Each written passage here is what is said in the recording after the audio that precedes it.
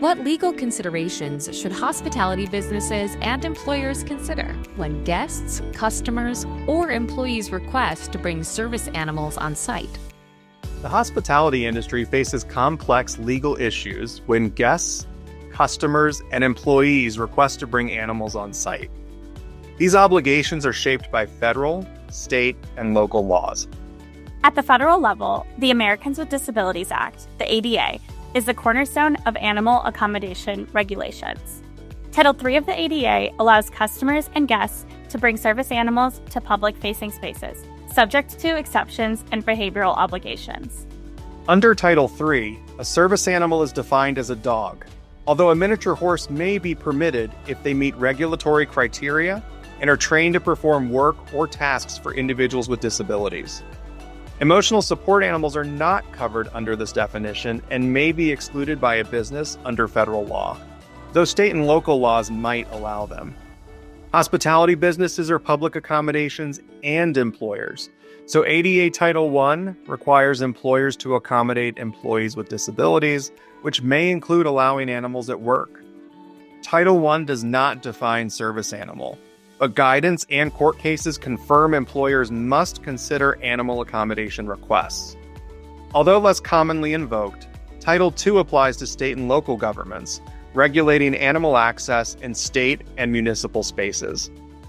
Under Title III, public accommodations, including hospitality businesses, must generally allow service animals in areas open to the public. To evaluate whether an animal should be admitted, public accommodations may ask two questions about a guest's animal. Is the dog a service animal required because of a disability? And what work or task has the dog been trained to perform? Public accommodations cannot request documentation, require demonstration of the tasks or work the animal's been trained to perform, or ask about the person's disability. Animals may be excluded in limited circumstances only, such as if they pose a safety risk, are not housebroken, or out of control and the handler does not take effective means to control the animal.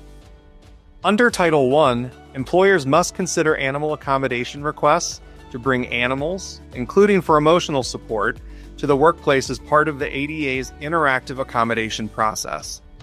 Unlike Title III, Title I does not limit the types of animals that may be reasonable accommodations. Employers may request relevant documentation in certain circumstances and should engage in an interactive process to assess the request.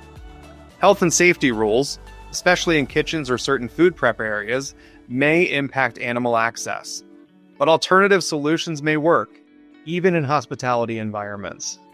Hospitality businesses should train their employees on recommended practices such as permissible questions to ask guests with animals, animal etiquette, when animals may be excluded, avoiding assumptions about disabilities, and not charging standard fees for service animals, even if fees are charged for pets. For employee accommodation requests, employers must engage in an individualized interactive process, avoiding assumptions about the individual's disability or the animal's behavior. As if federal disability laws weren't complex enough, many states provide broader protections than those provided by the ADA. These may include recognizing additional species as service animals, requiring access for animals in training, and limiting inquiries. Issues involving animals in public spaces and workplaces are complex and evolving. Consult your Littler counsel to develop a systematic and tailored approach to navigating these issues.